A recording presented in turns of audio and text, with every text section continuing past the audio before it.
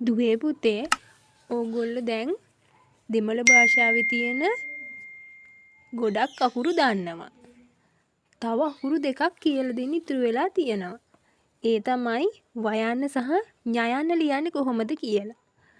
දැන් මම ඕගොල්ලන්ට කියලා දෙන්න යන්නේ ඒ අකුරු දෙක ලියන්නේ කොහොමද කියලා. අපි බලමු දෙමළෙන් වයන්න ලියන්නේ කොහොමද කියලා.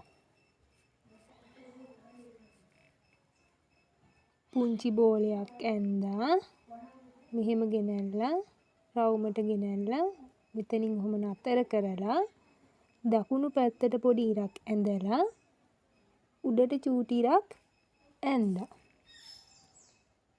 රවුමක් ඇඳගෙන ඇවිල්ලා මෙහෙම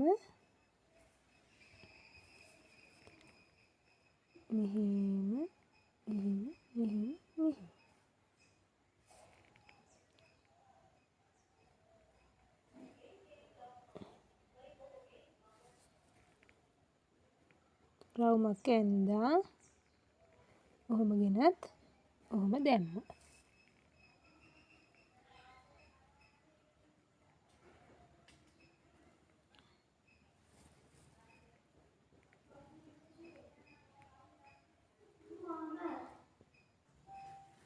අපි බලමු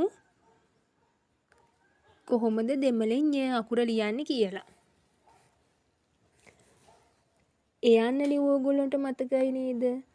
ඉස්සෙල්ලම අපි එයන්න ලියාගෙන ඉමු.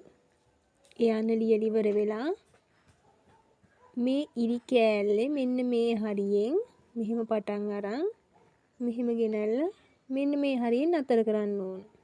එතකොට තමයි ඤ අකුර වෙන්නේ. එයන්න ලියාගත්ත මුලින් ඊට පස්සේ මෙහෙම දැම්මා.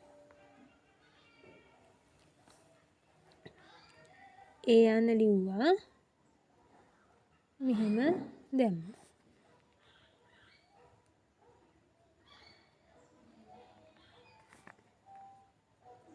එයන්න ලිව්වා මෙහෙම දැම්මා.